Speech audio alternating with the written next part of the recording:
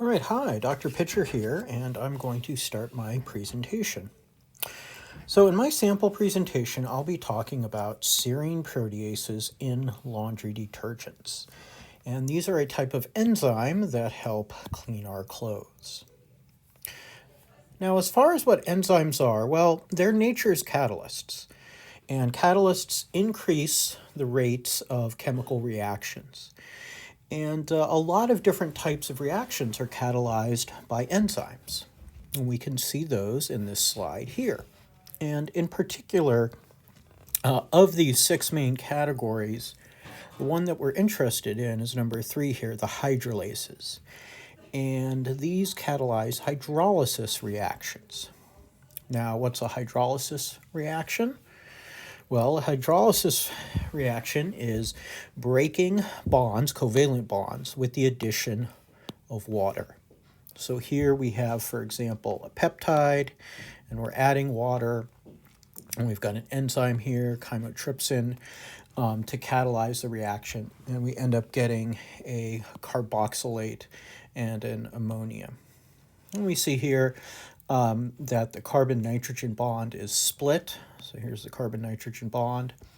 Oxygen of H2O ends up on the carbon, and the two hydrogens end up attached to the nitrogen. So we have a net addition of water, and we're breaking a bond.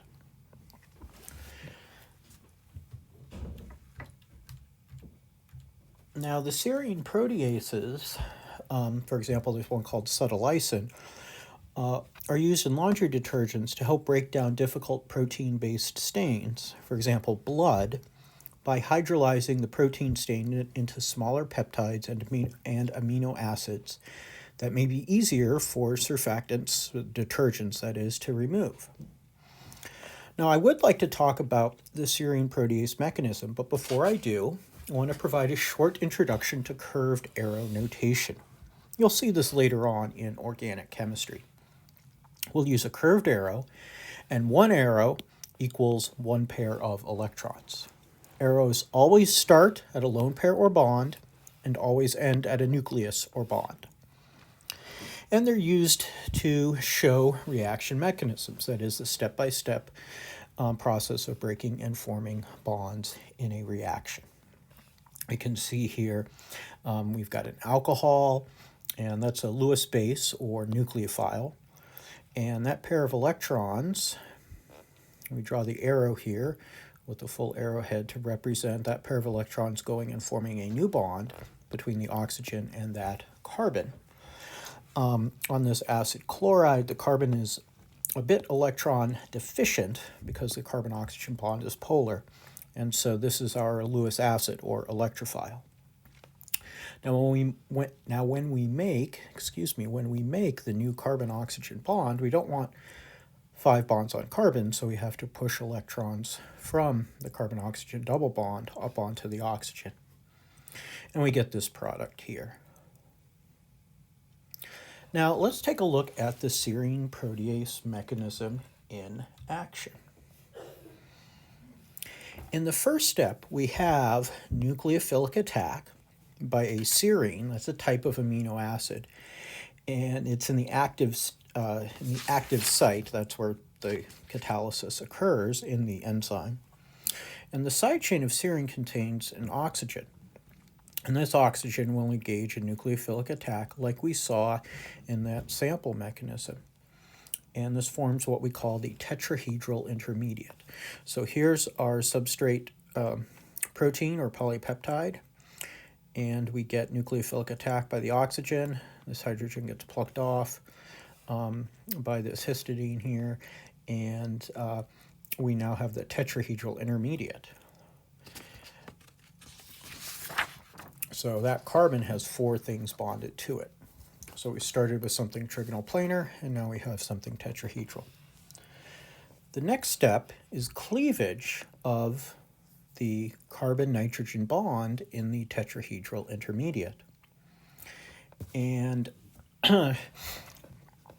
that forms what we call the acyl enzyme intermediate. So this was part of the enzyme, and this was half of the polypeptide, half of the protein.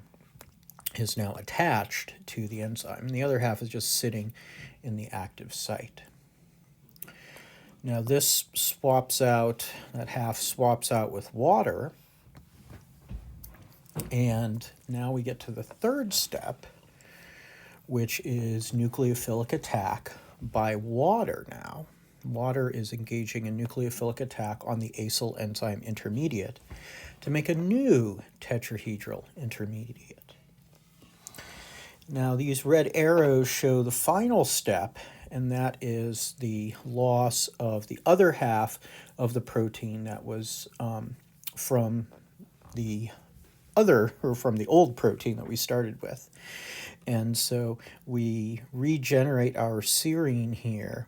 When this carbon-oxygen bond breaks, we pick up the hydrogen to make our serine, and then we have the other half of that protein that we had been hydrolyzing.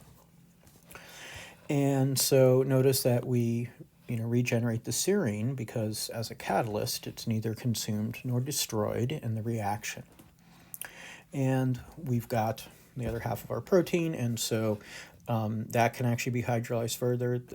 The half that left earlier could be hydrolyzed further, and so this can repeat over and over again.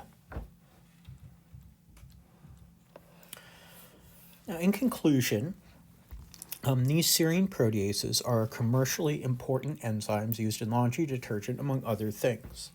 This mechanism is very well understood, and I was able to show it to you, and it's also a good example of catalysis and catalysis of what otherwise would be an unfavorable reaction. If you want to look at any references, here they are. I've got a couple of textbooks as well as the Wikipedia pages on subtolysine and enzymes and modern detergents, and they're actually pretty good.